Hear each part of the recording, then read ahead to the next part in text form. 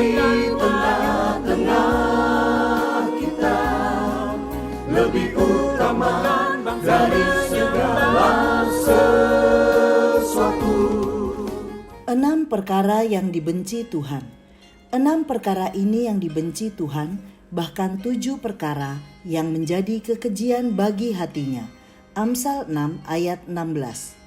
Sahabat Iktus yang dikasihi Tuhan, Martin Luther pernah berkata seperti ini: kita tidak dapat melarang burung terbang di atas kepala kita, namun kita dapat melarang burung bersarang di atas kepala kita. Dapat diartikan bahwa pikiran-pikiran jahat atau tawaran dosa kadang muncul di benak kita, namun kita dapat memilih untuk tidak membiarkannya bercokol di situ, membangun sarang dan menelurkan perbuatan yang buruk, karena perbuatan buruk itu adalah perkara yang dibenci oleh Tuhan. Pada ayat 16, penulis kitab Amsal menyatakan ada 6 perkara yang dibenci Tuhan, bahkan 7 perkara yang menjadi kekejian bagi hatinya. Ada yang menarik dalam ungkapan ini, yaitu 6 perkara jahat yang dibenci Tuhan, artinya tidak disukai dan tidak diperkenankan olehnya. Tetapi kalau sudah menjadi 7 perkara, artinya sudah keterlaluan dan tidak mau bertobat, maka hal itu menjadi kekejian bagi hatinya. Inilah 6 perkara, bahkan 7 perkara itu. 1. Mata sombong. Keangkuhan merupakan dosa yang paling berbahaya, karena sewaktu kita terjatuh ke dalamnya, kita tidak menyadarinya. Keangkuhan bisa berbentuk tindak penghinaan terhadap orang, namun keangkuhan dapat pula berwujud kekerasan hati untuk mengakui kesalahan. Mata sombong adalah satu-satunya dosa yang dapat menutup mata kita untuk melihat dosa lain dalam hidup kita. Inilah dosa yang menghalangi kita untuk meminta pengampunan atas dosa lainnya. 2. Lidah dusta. Lidah yang berdusta dan saksi dusta yang menyeburkan kebohongan adalah dosa membengkokkan atau menutupi kebenaran demi keuntungan pribadi, yakni dusta, penipuan, dan kepura-puraan.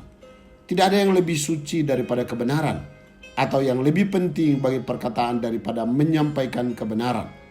Allah dan semua orang baik membenci dusta dan jijik terhadapnya. 3. Tangan yang menumpahkan darah orang yang tidak bersalah. Tangan yang menumpahkan darah orang yang tidak bersalah umumnya berawal dari hilangnya rasa keadilan, belas kasihan, dan berakhir dengan tindak kekejaman. Digambarkan seperti seorang yang haus darah. Iblis itu sejak awalnya adalah pendusta dan pembunuh. Yohanes 8 ayat 44. Tangan yang menumpahkan darah orang yang tidak bersalah adalah sikap ketidakadilan, mengusahakan penghukuman bagi orang lain hanya demi kepuasan dirinya. 4. Hati yang membuat rencana-rencana jahat. Kelicikan dalam hati untuk merancangkan dosa, hikmat untuk melakukan kejahatan, dan kepala yang membuat rencana-rencana yang jahat. Dengan merancangkan segala jalan yang penuh tipu muslihat iblis dan membuat persengkokolan yang didasarkan pada ketamakan, iri hati, dan balas dendam. Membuat strategi yang penuh kebusukan dan rancangan dosa yang mendatangkan murka Tuhan. 5. Kaki yang segera lari menuju kejahatan. Semangat dan ketekunan dalam menjalankan dosa merupakan gambaran kaki yang segera lari menuju kejahatan. Seolah-olah takut kehilangan waktu atau tidak sabar menunggu apa yang ingin mereka lahap dengan rakusnya. Inilah ketekunan orang-orang berdosa dalam mengejar-ngejar hal-hal berdosa, sungguh-sungguh dalam hal melakukan yang bertentangan dengan kehendak Allah. 6. Saksi dusta yang menyemburkan kebohongan. Dusta berarti tidak menyatakan kebenaran, padahal Tuhan memerintahkan umatnya tidak menyembur-nyemburkan kebohongan. Jangan kamu mengucapkan saksi dusta tentang sesamamu. Keluaran 20 ayat 16. Saksi dusta dapat menimbulkan pertengkaran di antara saudara dan memecah belah kerukunan umat.